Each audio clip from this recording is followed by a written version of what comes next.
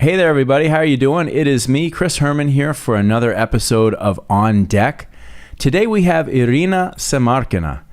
Irina came to us in a previous episode. You may have noticed she was the translator, the Russian to English language translator on my episode with Alexander Brat. And in meeting Irina, I found that she had a very interesting story to tell, which is one of an immigrant who came here from Russia, who is currently a teacher teaching Russians not only how to speak English, but more importantly focused on helping many immigrants from around the world better acclimate themselves into American culture and day-to-day life here in the United States. And I thought her story was really interesting, so I wanted her to come back to do a solo episode. She did.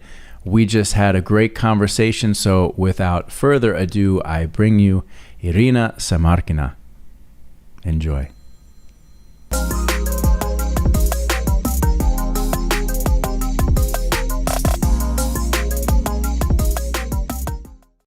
Ирина, привет.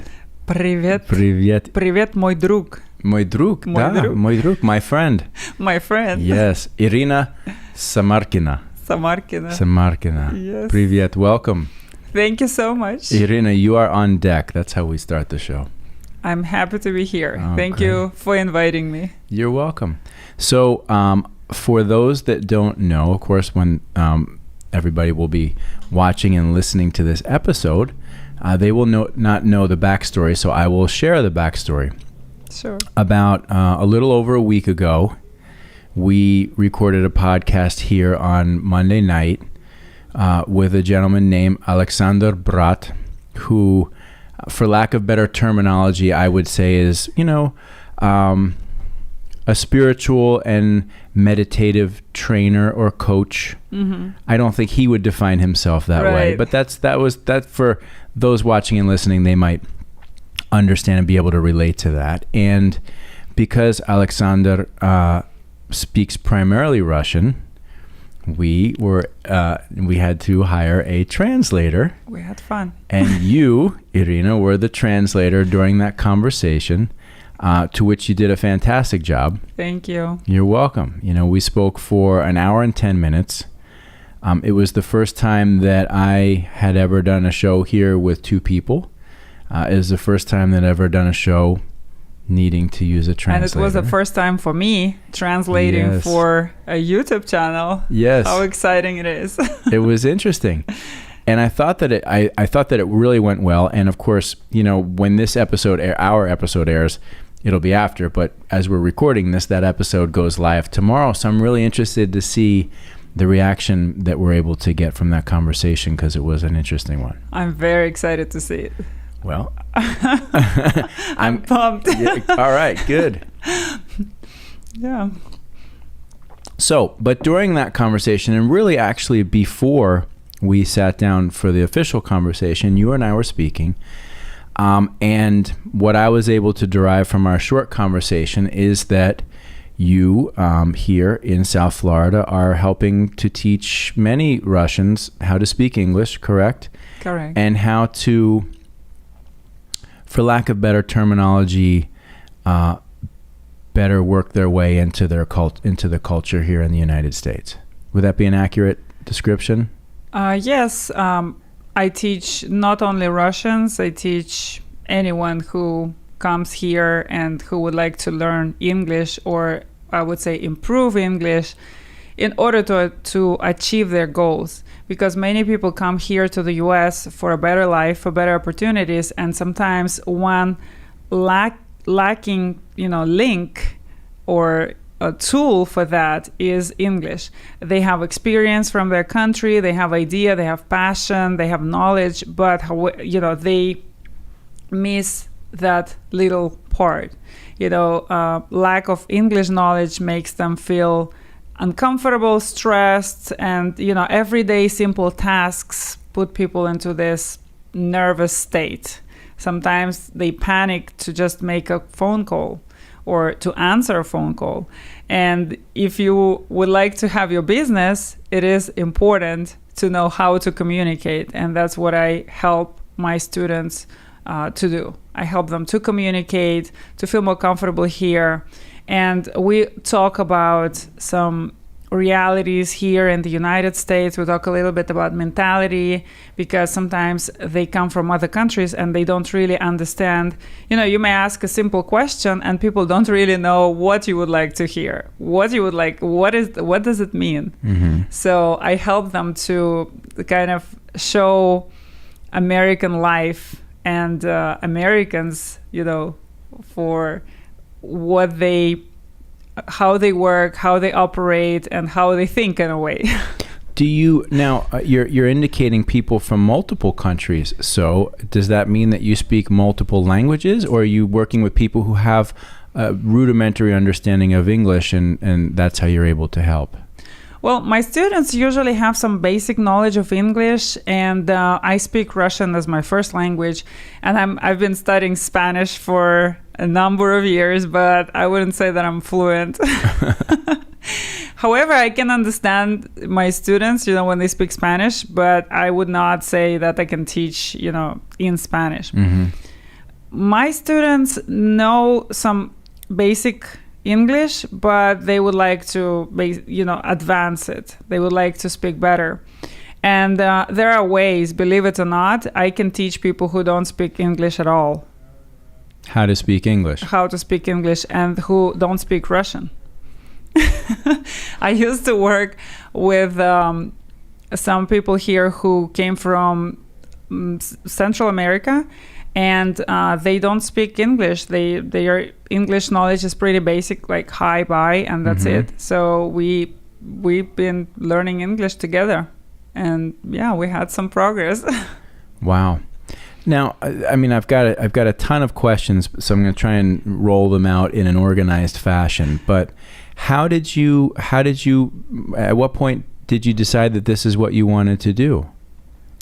I think, it was really funny because I grew up in Russia, and when we go to daycare, before we go to school, we have this graduation ceremony, and they usually ask us, what would you like to be when you grow up? Mm-hmm. And I remember I got a diploma given to a future teacher.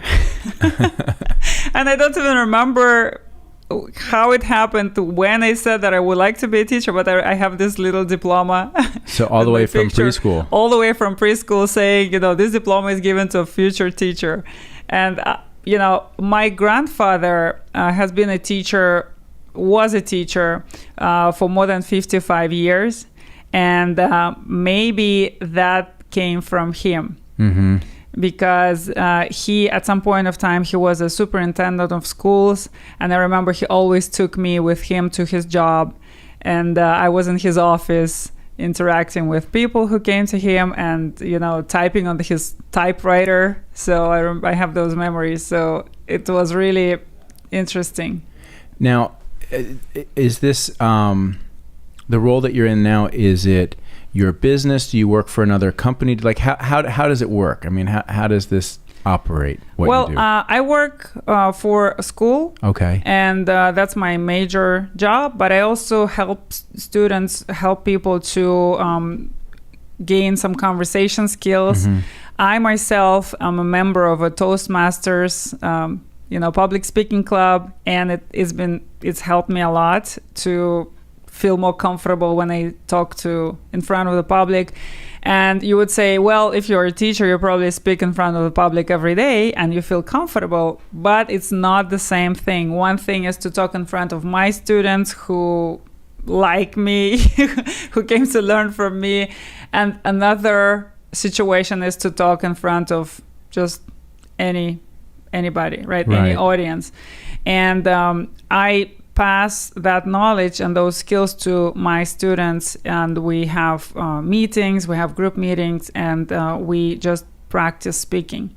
And my role in those classes, or I would say in those meetings, to facilitate communication. Because many people who come here, many immigrants, they find themselves in kind of bubble. They live in the United States, but they do not find anyone to talk to in English. Mm-hmm. They don't know any, any people who are born here, and they don't even know how to make friends with them, how to meet them. So unfortunately, you probably are familiar with some, for example, in New York, they have neighborhoods like Italian, like Little Italy, Yes. Little Russia, right? And it is pretty common here, and I've seen it in Miami too. We have Little Haiti, for example, where people basically live according to their ethnic group or background, the countries where they came from, and they feel kind of comfortable living there. Unfortunately, sometimes they get stuck in there because at the beginning they come to those places because it helps them to survive. Sure. They don't speak any English, so of course they find Being around their own people, right? Familiar surroundings, familiar culture. However, they get stuck, and it stands in the way, of them learning English because they get familiar, and then it's hard for them to get out of the comfort zone, to start, venture into this kind of places where they have to use English. And my goal is to be in the middle, to provide opportunities to tell them, okay, you don't have to be scared, feel comfortable. These are some topics to talk to, because sometimes people don't even know what can I say, what can I talk to? Can I walk to somebody on the street and say, hi, I want to speak English? Excuse me. Простите, пожалуйста. Right. I'm here to speak English. Yes. So it doesn't work. Please, would you like this? It's true. It's funny. So, and many of them have negative experience because of their accent or, the way they speak. People are like, what? Huh? What did you say? So they don't feel comfortable. Well, it is intimidating to go into another country where you're not familiar with the language, even if you are. I've been to Russia 4 times now. And 4 or 5 times. And the last time was the first time that I finally felt like, okay, I don't know much Russian, but I can read enough of it. I understand the culture. I'm more comfortable. So it was the first time that I actually felt like, okay. I actually wanted to ask you, how did you feel in Russia? The first time was very overwhelming. We were there for a month. Oh my God. And you're brave. And it was very intense, because a lot of people ask me, they said, well, what is Russia like? And I'm like, well, first off, it's Russia. And they, well, what do you mean by that? And this is my experience, but like when you get off the plane and you are in Russia, you're in Russia. Like it feels different. Of course, the written language is different, and just everything about it is different. A lot of it is like some of the things that you have seen and would expect, and a lot of Russia is not. And I've said this a number of times. There's, oh my God, there's just so much. But you've got parts of Russia that are brand new and super developed and feel very modern. Right. There's the parts of Russia that feel like 100 years old and have sort of like an Eastern European historical feel. There's like the Soviet bloc stuff that feels very Soviet. That's like, whoa, right? For us coming from the United States. And then there's the people. And at first, as an American going to Russia, the people, they're not outwardly warm and friendly out in the street. And as an American, they spot you. They look at me, and I feel like now I'm starting to somehow sort of turn in Russian a little bit. You turn in Russian. I look a little bit Russian, and I don't stick out as much. Do you stop smiling and frown like? No, I don't. I still walk around smiling. To blend in. No, I still smile, and it's still me. That's why. But what I've always said is that when you get behind closed doors, the hospitality and the warmth of the people is like nothing I'd ever experienced before. So it's like this weird. Do they force you to eat food? Oh my God. And drink? Oh my God. I eat so much when I'm there. It's almost like I have to be sort of alone for about 4 weeks before I go, so I can like train and not eat much, because I know as soon as I get there, the food is just, and it's delicious and it's wonderful and it's coming and I want it. But after a couple weeks, I'm usually, it's like, okay, I can't eat anymore. But from the language perspective, the first couple times there, it was overwhelming. Now, I can get out. Now imagine if you have to find a job. Right. And you have to open a bank account, and then you have to go to a doctor, right? So imagine what people who come here go through, because there is no way back for many of them. And that's why they feel what they feel. Yes, and which is why what you do is so important. Now, here, for example, we live in Aventura. Okay, Sunny Isles is just right over the bridge, right? I mean, Sunny Isles, for all intents and purposes, is a pretty darn Russian community, right? I mean, you go into any one of those shopping plazas, and almost every business is primarily Russian.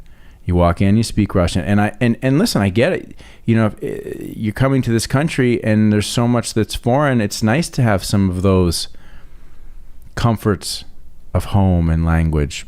But yeah, if you're gonna try and make it here, you got to break out of that. Right. And that's why many people approach me, they usually are ready to make the next step.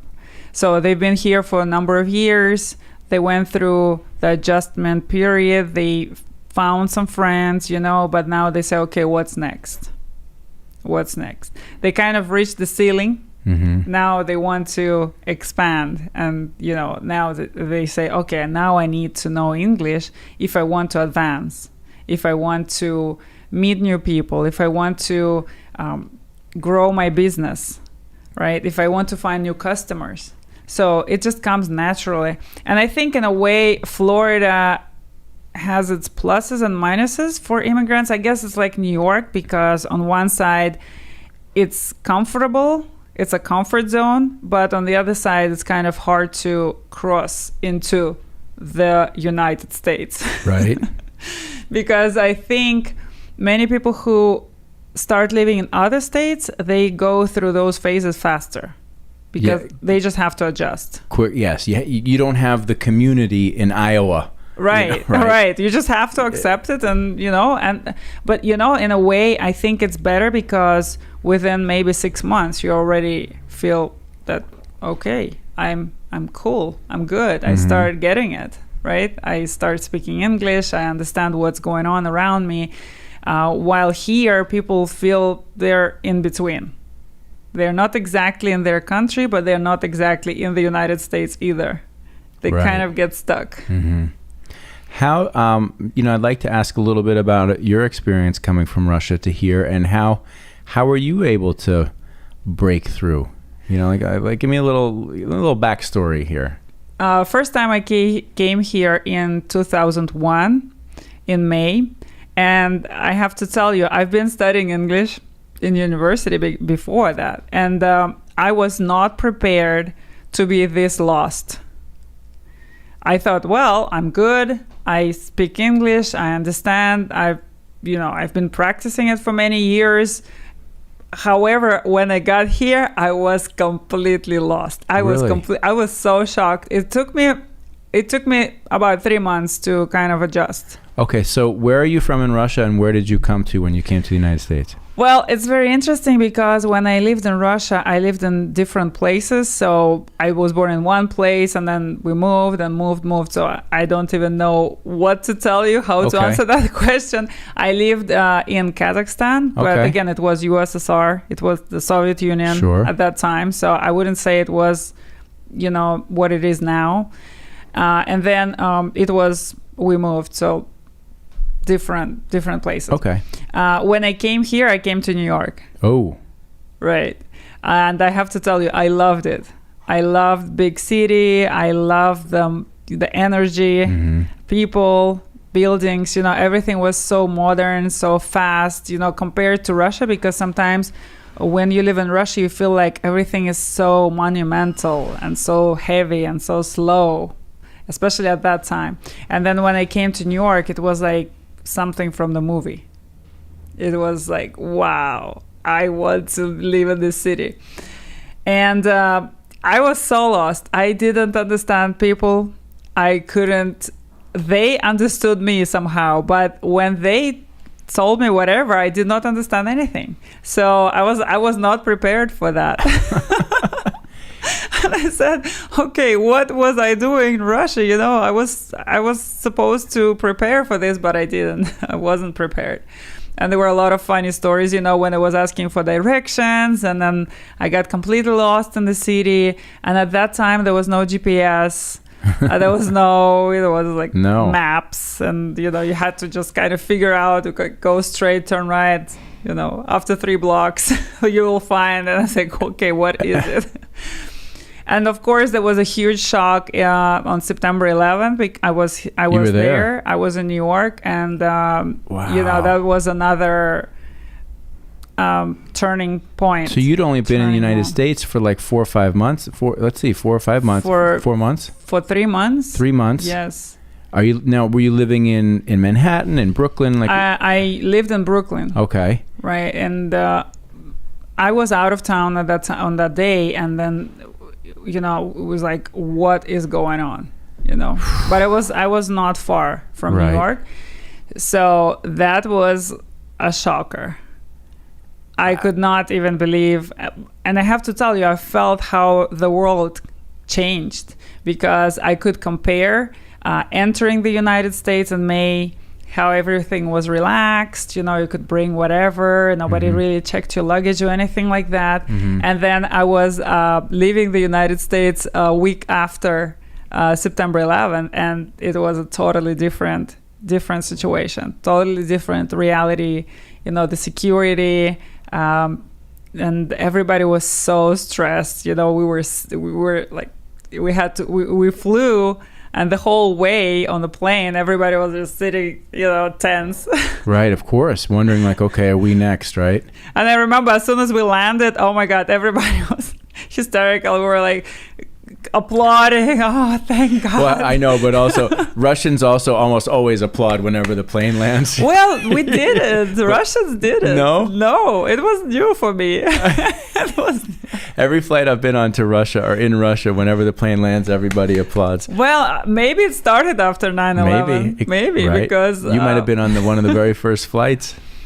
Well, yeah, it was a week later, so it wasn't the first, but there was still smoke, coming out. Well, I mean, that had to just you're from Russia, you're in the United States the first time, you're in New York City, which is like, I grew up in New Jersey, so I'm very familiar with New York City. I love New York City. For most people, New York City is extremely overwhelming. Yes. It's just like, where do I even go? What do I do? I loved it. I loved it. Because it's like a big city. It's the greatest city, I think. I haven't been to a city that I've loved more than New York. And I've been to a lot of places, and I love a lot of places, right? New York City is awesome. But to be there, and then within a few months this happens, you got to be like, what the fuck? It's just like, exactly. What?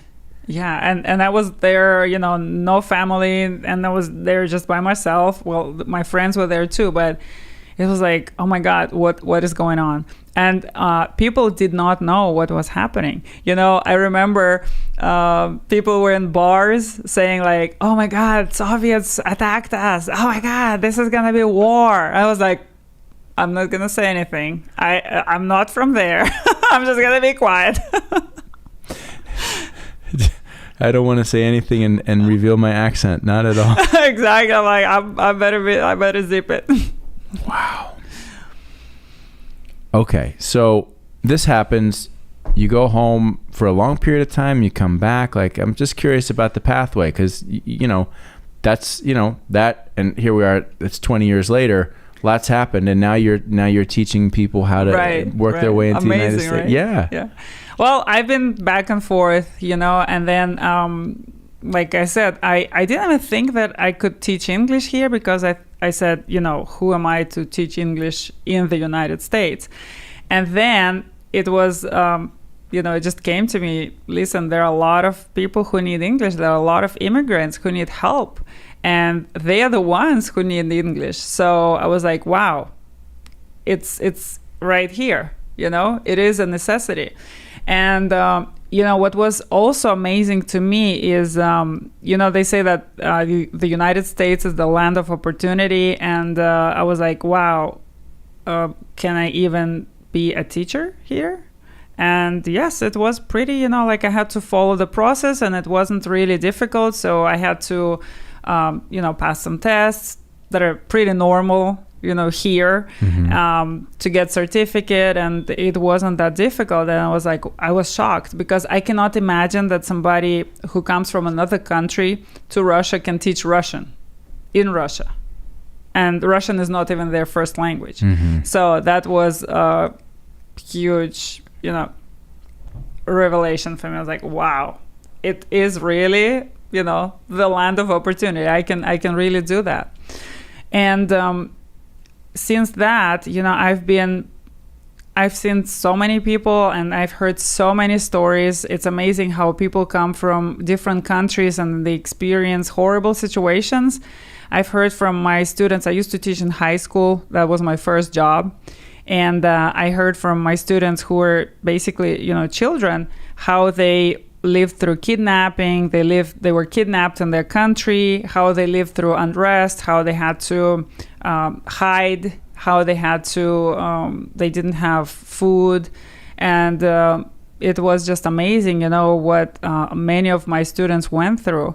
And I feel that I kind of travel in a way, because I learn about countries not from, travel guide or not from TV, but from actual people who come from there. And since I teach them English, we have this relationship that is, when they trust me. And then, sometimes because of the job, because they have to practice English, I have to ask them questions like, tell me about yourself, tell me about your family, just to practice. And then they tell me all these stories, and some of the stories are truly shocking. And some of my adult students tell me how they were robbed, their houses were robbed, how they were kidnapped in their country, or they participated in different political demonstrations and protests, and how they were punished for that. So they had to flee their country. And it's amazing, just the stories, how many people. I can't help but to sit here and listen to you say that, and then you look at so many people in this country who are finding every reason why everything is so hard, so terrible, so not fair, so not this, that, as they sit, in the land of opportunity with so many privileges and so many opportunities at their fingertips. And then there's, the stories that you're sharing of people who have come from situations that are just shocking, right, to hear. Right. And now they're here. And I don't want to make some big political statement or whatever. That's not the point. But it's just I think sometimes we really I think Americans take for granted what is available to them here.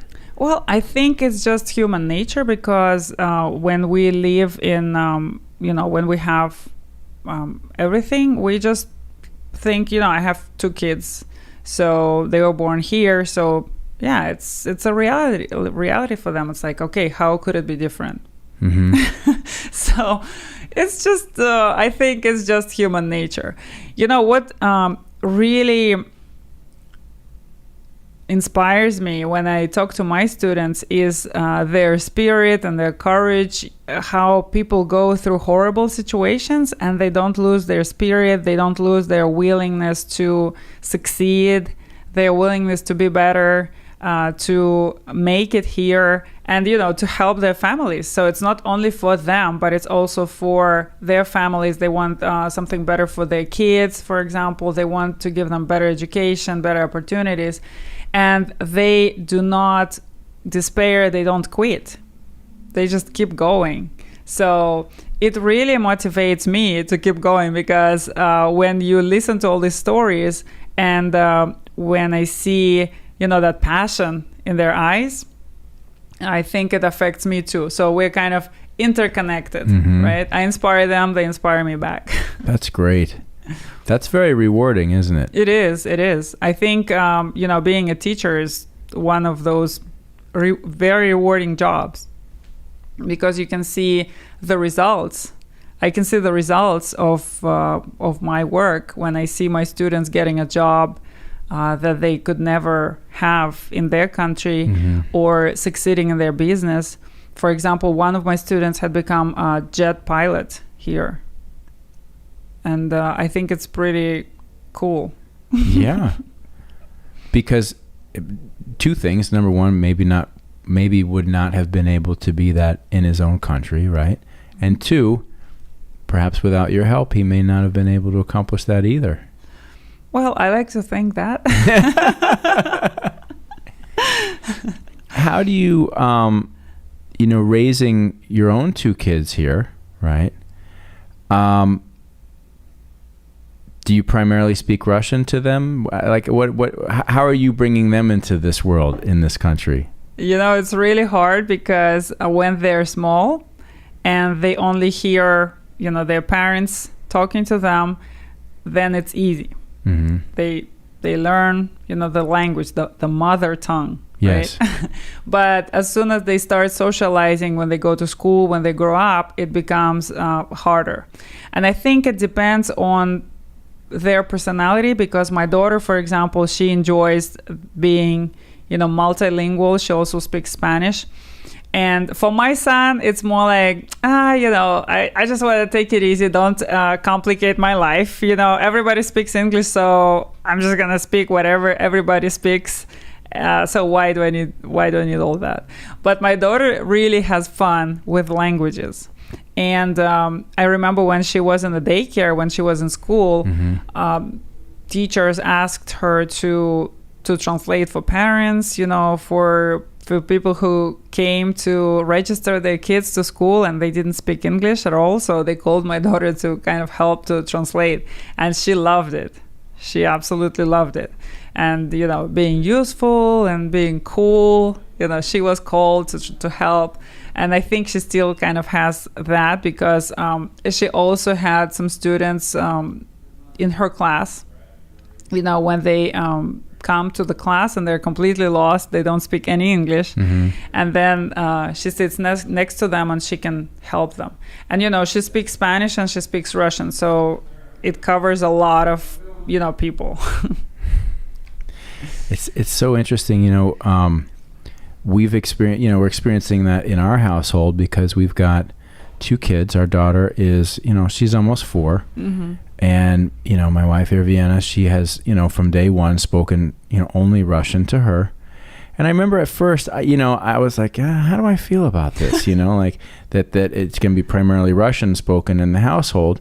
I went through a couple of adjustment periods with that, but as Sabrina has grown, she speaks really solidly good Russian with my wife. Her English has gotten very good with me. And so now I see how this is playing out, but I already see now, and Irina has, the whole time, she's like, listen, these kids are going to go to school and they're going to want to speak English all the time. So I have to get the foundation of this in mm-hmm. now, which I support. And now that Sabrina's just starting school, she's only been in a couple months. I'm seeing how her English is developing. I'm hearing, like last night, I heard her laying in bed, A, B, C, D, E, F, G. It's amazing. It's incredible. Right? And on one hand, I'm happy, but on the other hand, I'm like, it's happening so quickly that I don't want her to lose the Russian either, right? Like, I don't want her to lose that. Right. And while at one point in time I was uncertain how I felt about this, now I feel my wife's position so much more of how important it is to maintain and continue to grow that language, because 2 languages is just, being multilingual. My wife, she can speak a lot of languages. I mean, I can speak a little German, a little Russian, a little this, but, I never really had a desire to get deeply into Right, because everybody speaks English, right? Why bother? Right. It's just like my son. He's like, okay, why do I need to bother? Yeah, we took, when we were growing up in school, we were introduced to languages, and I took German for a couple of years because part of my family's heritage is German. Mm-hmm. And we went to Germany a couple times, and my grandmother spoke German. So we learned a little bit of it, but it never, it didn't stick too much, Right. And Russian now is something that, even though I don't speak it fluently and I don't always understand everything my wife's saying, I've got a pretty good gist of what everybody's talking about at this point in time. Wow, that's cool. Russian is really difficult. It is, but it's just like anything else. Some of it is getting comfortable, just being okay with, I don't know everything that they're talking about, but we're all together and I can pick up on little words here, their phrases, so I know the basics, Mm-hmm. It's funny because my father-in-law, Irina's father, and he doesn't speak any English. Like, her mom speaks some English, so we can find a good Nice. balance. But when I'm in Russia and we're sitting around the dinner table and dinner's over and Irvina's been translating all night, and then she's like, it's hard. It's exhausting. It's exhausting. And I don't blame her. At a certain point in time, she's like, I don't want to do this anymore. And this happens every time I'm there. She gets up. You talk, right? Right. She'll get up, and it's just he and I sitting at the table. Right. And there's that moment of like almost panic. You feel a little bit panicky, and then it's like, pour a drink. Okay. And then we get out Google Translate. Okay. And we talk back and forth to each other through the phone. God. And I can tell you, Technology. we've had multiple 3-hour conversations, sitting, drinking, and talking back and forth. And through I Google. think when you drink, you understand more. Yes, it's somehow it what helps. is that? It totally helps. Like you get a couple drinks, and all of a sudden, it's flowing. I've seen people who don't speak each other language, but they have conversation. I don't know how, but they do. It totally happens for us, and it's bonded us in a weird way, where and it's so funny too, because what I can't get him to understand is that, like, for example, I'll ask him a question, right? And then it'll be his turn to answer, and he'll go, and then he starts talking, but he'll give like a 5-minute long answer, right? And Google only picks up like the first 40 seconds of it. I see. So he goes on and on and on and on and on, and then he hands me the phone, and I listen to the answer, and it's like I get just a fraction of what I think that done. But we'll go for hours like it. Well, it's great that you guys are both willing to communicate. I think this is one of the biggest points. When you have motivation, it really can help you to overcome any kind of obstacles.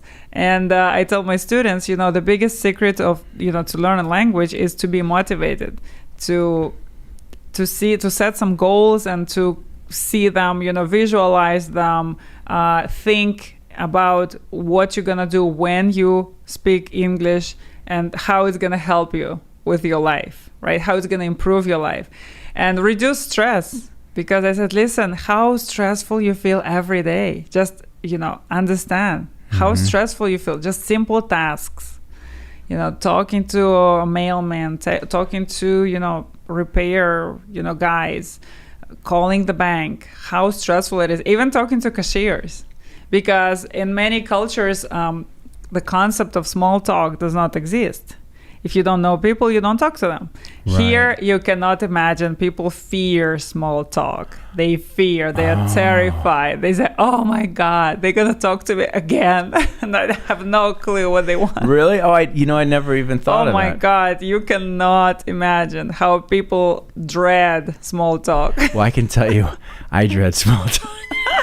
Talking common, about the weather, just talking for talking's sake is just right, the and worst. Then they don't know what to expect. They don't know what they're gonna say, so they're not ready. Like, I panic. What?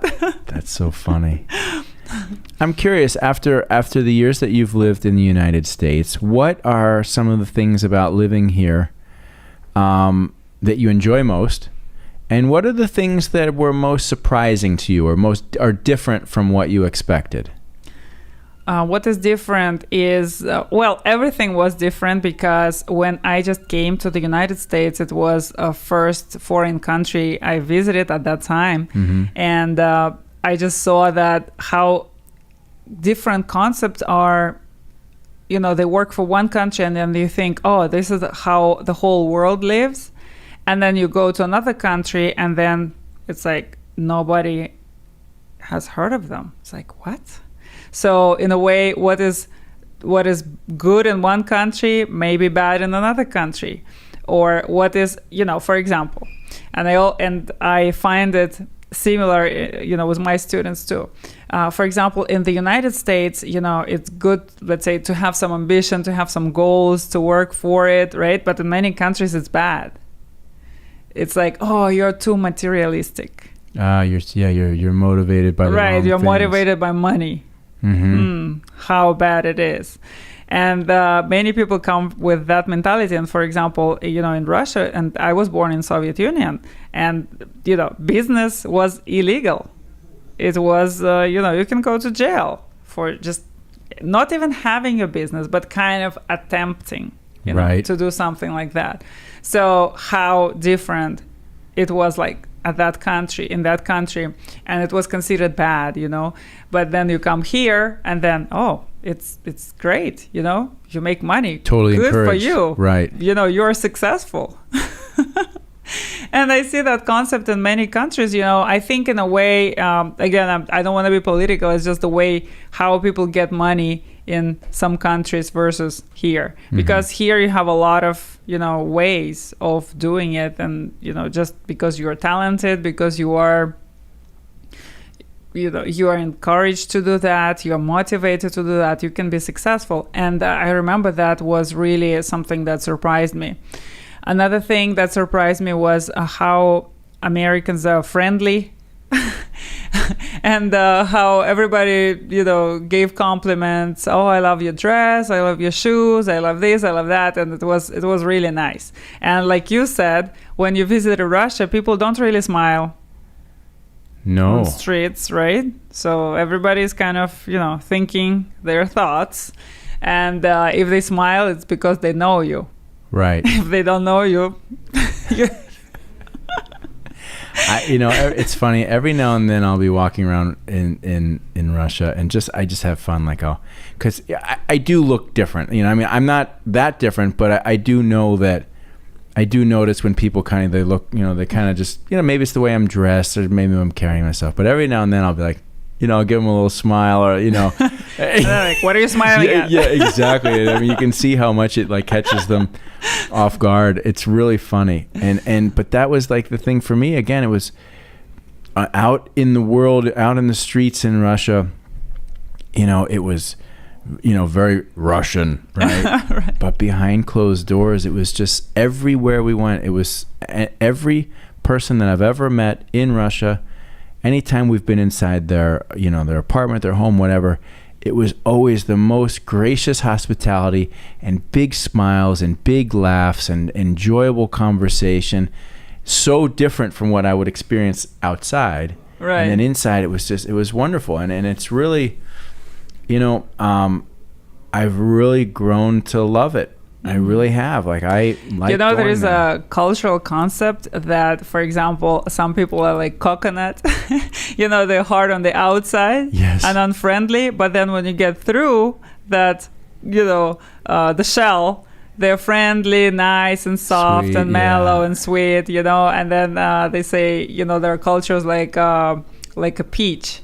They're soft on the outside, but kind of hard on the inside. When you get too close, you're like, wait a second. Yes, it's so true. My dad used to say it differently, and he would say, most men who are really hard and gruff and tough on the outside are always soft little teddy bears on the inside.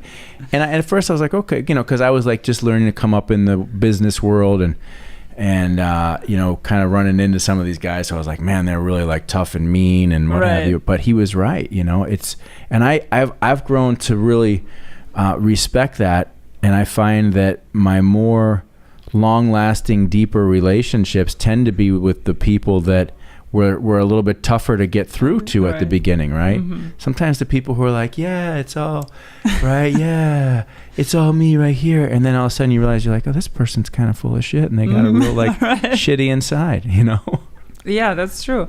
But Peach. You know what? It's a good one. When I came, it was kind of a relief. I was like, oh my God, everybody is relaxed, and I'm talking about New York.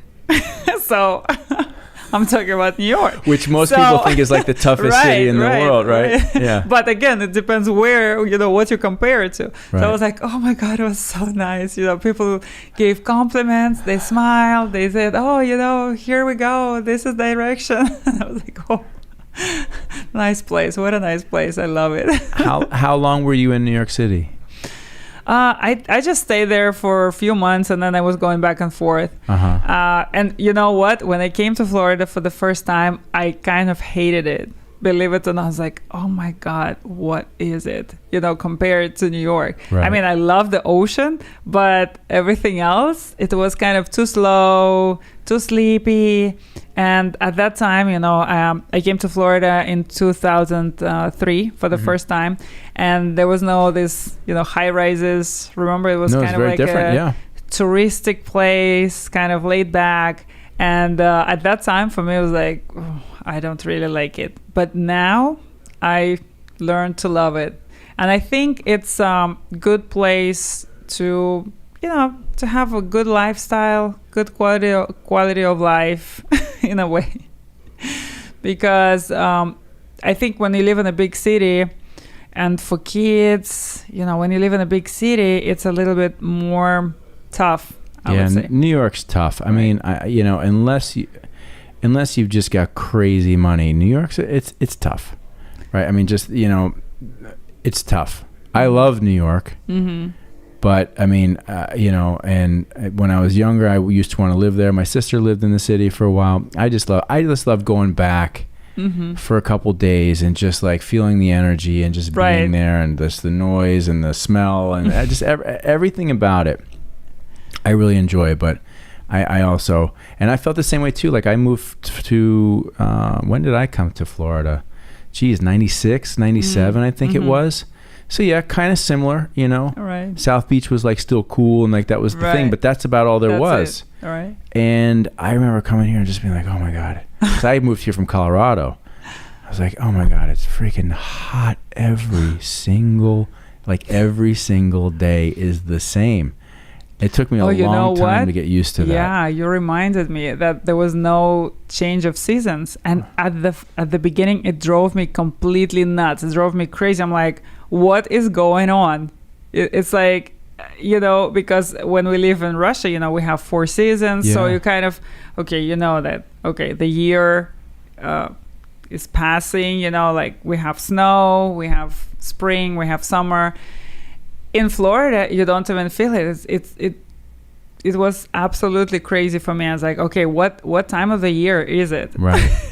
But I think now I learned to appreciate it. I think you don't feel years going by, and you kind of like feel like, oh, I'm still young. I'm still 20. Hey. Yeah. So you don't really feel that time. Well, it's passing by. Yeah, Miami is definitely a youthful city. It's got a good energy. And, you don't feel like the change of seasons so much. So you don't have that, maybe that like internal introspective of like, oh, it's spring. Oh, it's summer. Oh, it's fall. Oh, it's winter. I mean, we're so starting to get a little cool passed. Now. Right. You don't have that feeling here. It's like, it's summer. Just like yesterday, just like a year ago, it's the same. Yeah. So I love it. Yeah. I do too. We do too. I'm curious, to kind of tie things up a little bit here. If you were to look like at this stage of your life and what you're able to do helping people, looking forward, what are some of the things that you would like to continue to accomplish for yourself here in the United States of America? Well, I would like to keep helping people, and I want to open more, online opportunities. Last year when we were closed, we started teaching online, and I really loved it. I loved it so much, and it was something that I've been thinking about even before the quarantine, before COVID, and then it was just like, okay, now you have to do it. And I was like, wow, it is really, really awesome. And I want to keep teaching and keep helping people, and I think just helping people achieve what they want to achieve faster, just kind of like shaving off the years, instead of them taking it 10 years, they could do it in 2. And I think it's pretty awesome when they do it, when they really put their mind, into it. And then when they have motivation and they have help, they have the right tools, they have the right strategy, and I feel sometimes that I'm a coach, kind of, guiding them through and teaching them not only language skills, but also the way things work here. And I think that's when people are confused, because you can learn English in any school anywhere in the world. But schools sometimes, schools don't teach you how to open a credit card. and how to open bank account, how to have negotiation, business negotiation, how to react to questions. So I really love doing that, and I hope I will help more people. I have my speaking group. I want to add some, more days, more people into that, and maybe I will open a school eventually. Okay. Either online or offline. But yeah, I will definitely like to kind of grow and have more outreach. All right. Well, I wish you nothing but success in those efforts. Thank you. I thank you for coming and spending time with me. Now the second time. Right. So now 2 episodes. 2 episodes. It was a little different this time. This one was different, right? Right. Translating is different because you have to be focused on speakers, right? Well, you did great in both instances, Irina. Thank you. Спасибо. Спасибо большое. На здоровье. На здоровье. На здоровье. Okay. This is water. Yes, I know, and this is coffee, so not really the full effect there. But thank you so much. I really enjoyed it. Thank you. Okay. Thank you. All right. Bye-bye. Bye.